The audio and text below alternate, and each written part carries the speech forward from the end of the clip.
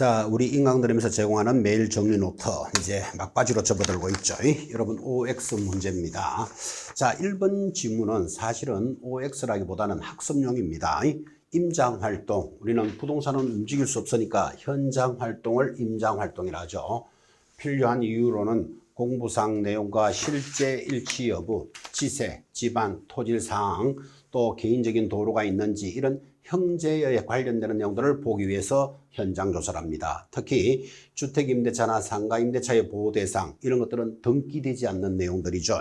그래서 이런 분묘기지권, 유치권, 특수지역권 등 이런 것들을 확인하고 특히 비선호시설, 쓰레기 매립장, 화장장, 있음 없음 이런 것들은 나가서 확인해야 돼. 그래서 비선호시설은 1km 이내 입지조건 관리사항을 확인하는데 목적이 있을 것입니다. 지문은 굉장히 옳게 되지만 이것들이 현장 활동해야 되는 것들이다 그런 뜻이에요. 현장과의 여부, 그리고 실제 용도와 공부상 용도, 그리고 점유권, 유치권 이런 것들은 등기되지 않는 권리죠. 현장 조사, 임장 활동해야 됩니다 라는 문제입니다. 크게 한번 읽어보시는데 의미를 가집니다. 자, 자료 올리겠습니다. 2번부터. 자, 2번 지적도상의 경계와 2번 이건 중요한 판례죠. 실제 내용이 다르다면 특별한 사정이 없는 한 도면상 경계를 우선으로 하고 토지 면적과 등기상의 면적이 다르면 자, 대장에 있는 면적과 등기부의 면적이 다르다. 그러면 당연히 대장이 우선이고 환지 예정지는 환지 예정지 지정 정명원에 따르되 면적을 기준할 때 단위는 제곱미터로 해야 될 것입니다. 그래서 2번 지문도 실질적으로 여러분 실무에서는 자주 중요한 아주 내용을 강조해주고 있습니다. 자, 3번 갑시다. 권리를 취득함에 따라 부담할 조세의 종류와 세율은 확인 설명 사항이고 당연히 취득에 따른 조세 설명해야 됩니다. 그때 기준사항인데 전속중개를 체결한 경우에 확인 설명, 취득에 따라서는 정보 공개 사항은 아니다. 그래서 여러분 암기표에 보시면 정보 공개 사항과 확인 설명 사항에 약간의 차이가 있죠. 그래서 취득에 따른 조세는 확인 설명 사항이지 정보 공개 내용은 아닙니다. 그래서 O. 자, 4번.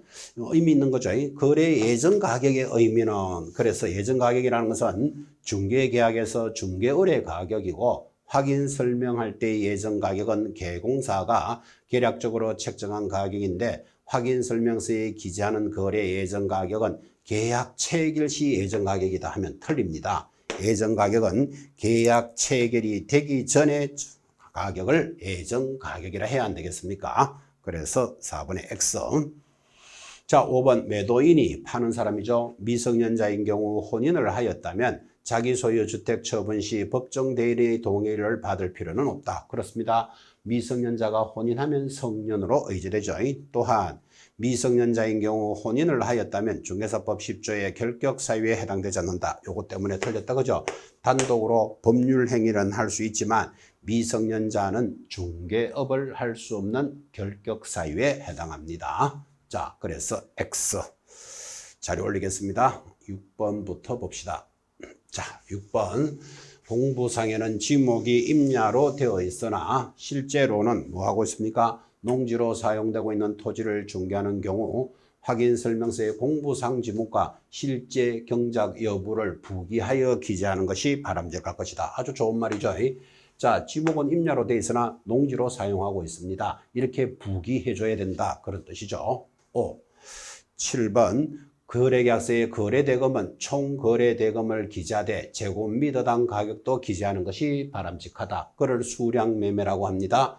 그리고 계약금은 관행상 10%를 지급하는 것이 보통인데 중도금은 이행의 착수에 해당하며 중도금을 지급한 후에는 일방적인 해제는 불가능할 것이다. 그렇습니다.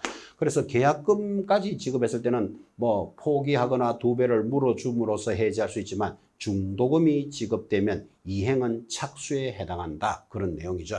불가능하다. 자, 8번 들어옵니다. 주택의 특징 분석에서 주변에 공원이 있다는 것은 환경적 측면의 특징이고 등기부상의 제한 등기가 없다. 이런 것들은 그 물건의 법률적인 측면에서의 특징이 될 것이다. 동의하시겠습니까?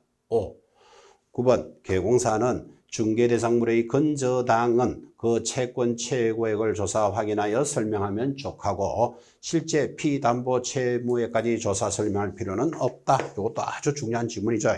그래서 건저당이 설정돼 있으면 뭐만 설명하면 된다? 채권 최고액만 설명하면 족하다. 이게 판례의 모습이죠. 자, 10번째 등기부상에 조금 돌려야 되겠네요. 자, 10번 등기부상의 갑구와 얼구의 등기상은 원인일자가 중요한 것이 아니라 접수일자가 중요하므로 접수일자별로 권리의 내용과 권리자 등을 확인 설명을 기재했다. 잘했죠. 여러분, 자, 갑구와 얼구는 별구잖아요. 그래서 우리 동구에서 한 등기는 순위 번호에 따르고, 동구라는 말은 갑구와 갑구, 얼구와 얼구끼리의 순위는 순위에 따르고, 자, 저런 식으로 갑구와 얼구가 다르다. 별구에서의 순위는 뭐에 따른다? 접수 번호에 따를 것이다. 이 동구는 순위 번호, 별구는 접수 번호는 공인중개사 공부를 하시는 분한테는 바이블 같은 내용입니다. 성경과 같은 말씀. 자, 권리의 순서, 동, 순, 별, 접을 기억해 놓으셔야 됩니다. 아주 중요한 표현들입니다.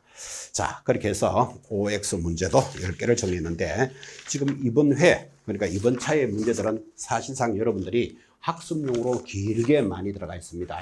학습용으로 꼭 정리해 주시기 바랍니다. 자, 대단히 수고하셨습니다. 다음 주에 뵙겠습니다.